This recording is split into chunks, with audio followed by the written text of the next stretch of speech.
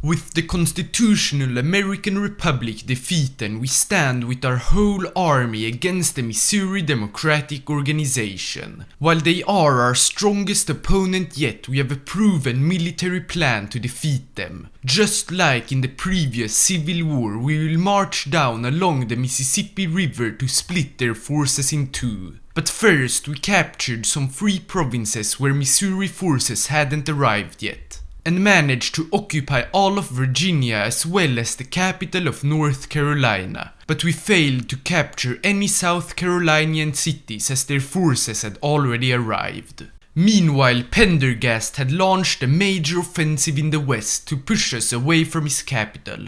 So far we have managed to hold it, but we need to start to put pressure on his forces, so we started our offensive.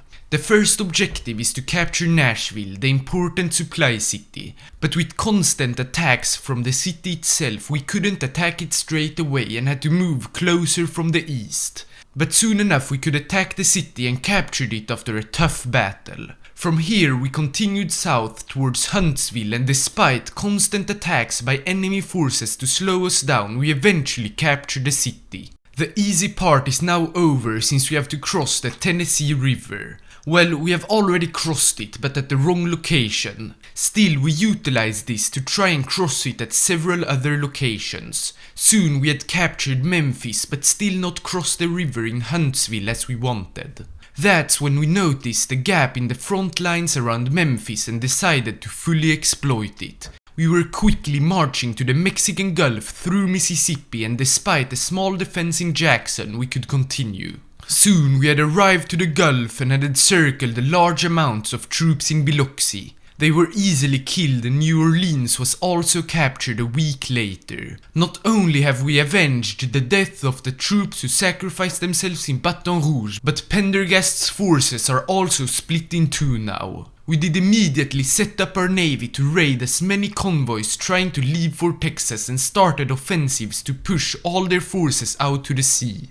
Birmingham, the one in Alabama of course, was captured. Montgomery, no, not the general, and Pensacola also fell to our forces. Meanwhile, on the naval front we had sunk their pride of the fleet.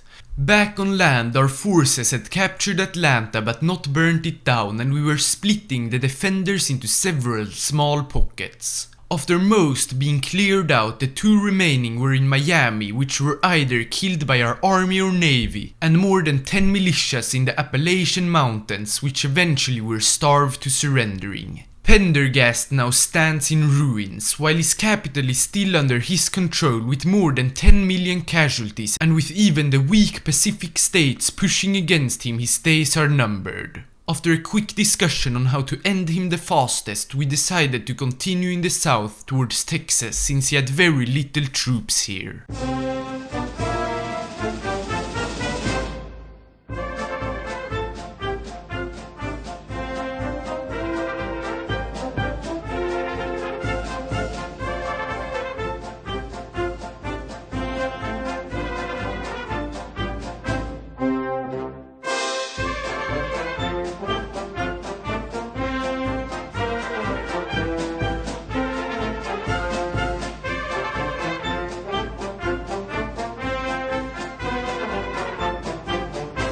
We've done it. Pendergast has capitulated, and the only enemy left is the Pacific states. But don't worry, they are our weakest opponents yet. With not even 1 million men deployed and almost half our industry, they are no match for us. We concentrated most of our forces in the south, where the Western Command Center had its stronghold, and began our offensive from there. While the terrain was the most difficult yet, with mountains and vast deserts, we did eventually manage to break through and capture several towns, including Grand Junction and St. Fe. Soon we had reached Arizona and its capital Phoenix. This meant we could attack both Las Vegas and move into California. With little to no divisions on most tiles, we eventually arrived to the west coast and encircled San Diego, as well as captured Los Angeles, one of the big Pacific cities. While we hadn't planned anything for our northern front, one of our generals had managed to encircle a ton of divisions in Dakota, including Japanese volunteers. But this won't matter much since the main fight is in California. On our way to Sacramento, their capital, we captured Fresno and encircled San Francisco, which we later also captured, and despite tries to stop us, Sacramento did fall rather quickly. With them already being 81% towards capitulation, we decided to simply attack everywhere to capture as many cities as possible and finally end the Civil War.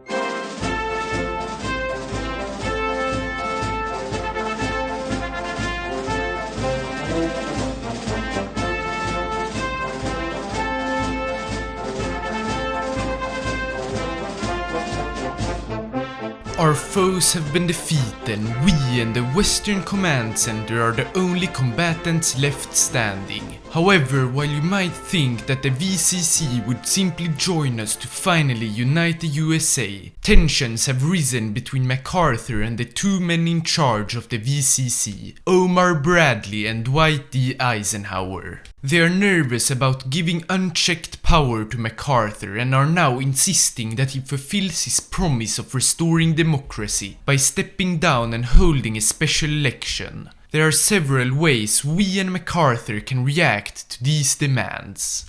The first, MacArthur will step down, and after the nation is rehabilitated and united, elections will be held again. He will be seen as a hero for saving democracy as the Congress is released from military guidance, but still under the strong hand of the next president. The second, MacArthur will offer to negotiate with Bradley and Eisenhower, but as they insist and threaten war, he will be forced to surrender. While democracy will be restored and elections will take place, MacArthur will be seen as a traitor for not giving away power immediately, and we will return to times when Congress ruled the land and the president was too weak to impose their will on the American people. The third, MacArthur will offer to negotiate, and to the surprise of everyone, Bradley and Eisenhower will agree. After some negotiations, a deal would be struck and a military council with the three men as figureheads would be set up to rule the USA. Taking control of most institutions, this would turn us into a military junta. The fourth, not wanting to share power with anyone, MacArthur will brand them as traitors, leading to a full-scale war, ending many more lives as well as further ruining our country. But if we manage to win, MacArthur would continue to rule over the Congress just like during the Civil War and stay as a lifetime president. So will you support democracy or a military junta? To make this vote more equal, if no option gets a majority, the votes for option 1 and 2, those for democracy, will be united, and those for 3 and 4 as well. But other than that, the voting will be as normal. To vote, head to my community post or click on the link on the top right corner. To not miss the next episode, which will hopefully be released in 2 days, please subscribe and hit the bell. Thanks for watching, and go make your vote count.